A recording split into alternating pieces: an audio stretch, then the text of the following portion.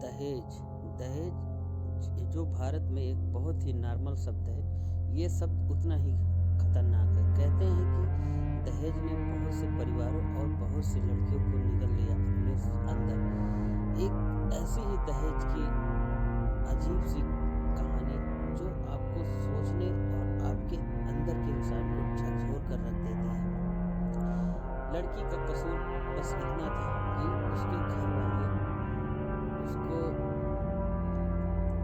कि उसके घर वाले थोड़ा गरीब थे और ससुराल वालों की डिमांड डेली बढ़ती ही जा रही थी, जिसको उसके मायके वाले पूरे करने में असक्षम थे।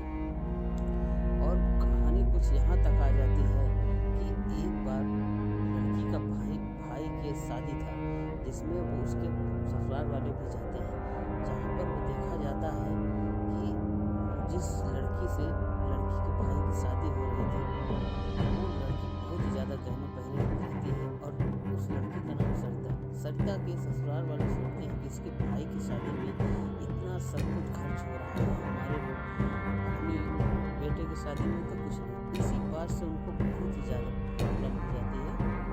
फिर उस लड़की के अपने ससुराल जाने के बाद सरिता अपने ससुराल जब जाती है तो उसके ससुराल वाले अजीब तरह से यातनाएं देने लगते हैं। यातनाओं का सफर कुछ इस प्रकार हो जाता है जिससे कि उसको बिना खाना पानी के एक जहाँ पर गाय भैंस बांधी जाती है वहाँ पर उसको रख दिया जाता है और उसको बाहर नहीं निकलने दिया जाता। एक दो बाहर नहीं निकलने दिया जाता। जब सरिता के घर वाले आते हैं अपने बेटे के बारे में पूछने के लिए, तब बोलते हैं कि हमारी मांग पूरी करो, नहीं तो हमारी बेटी से मिलने नहीं दिया जाएगा। आलम कुछ इस प्रकार था कि सरिता की जो जेठान थी, मतलब उसके जो उसका आदमी था, उसका बड़ा भाई की औरत थी, वो भी कुछ नहीं कर पाती थी। वो भी देख के परेशान हो जाती थी। वहीं पर उसकी जेठान एक बार परेशान होकर दरवाजा खोल देती है कि तुम भाग जाओ। तो सरिता का हाल कुछ इस प्रकार हो गया था कि सरिता उठने लायक नहीं थी। फिर भी सरिता न भाग पाने के कारण उसकी जेठान ने फिर दरवाजा बंद कर लिया। हाँ, और फिर उसको कुछ ऐसी यातनाएं दी, डेली जा रही हैं। 2 महीने में उसको नहाने को हुआ।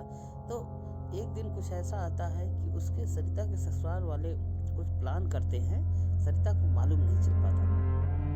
उसको 3 दिन तक अच्छा खाना नहलाया जाता है। फिर उसको बगल के ही गांव में जो सरिता के ससुराल वाले थे, उनके फूफा रहते थे, उनके फूफा के पास छोड़ दिया जाता है, जहाँ से उसके साथ बहुत ही गलत काम डेली हो रहा है। उसके फूफा के 2 बेटे और उसके फूफा रहते थे, उसके साथ डेली बलात्कार होता है और फिर एक साहूकार के हाथों उसको बेच दिया जाता है। साहूकार भी वहाँ पे उसको बहुत ही यातनाएं देता रहता है, जिससे कि सरिता की हालत दिन पे दिन बिगड़ती जाती है।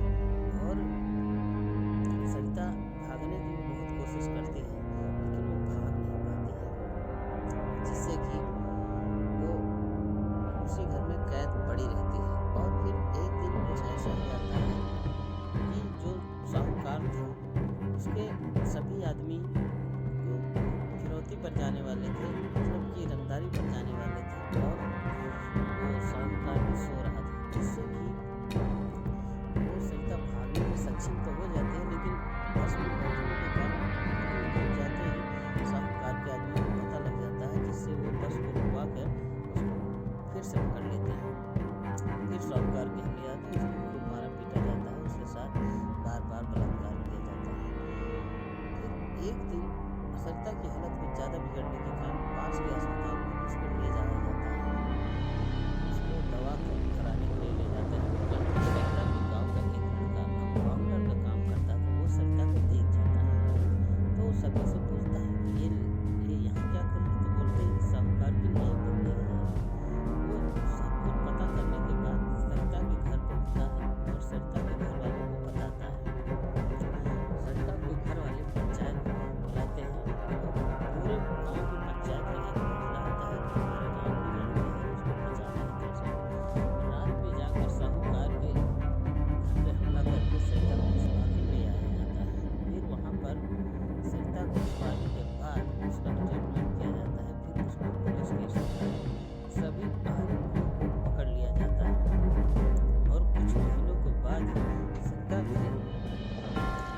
किसी तरह उसको बचा लिया जाता है। फिर बाद में उसके परिवार को उसको सौंप दिया जाता है और सभी जख्म धीरे धीरे भरने लगते हैं। क्या इसी तरह सभी जख्म भर सकते हैं? आप लोगों की क्या राय है? दहेज एक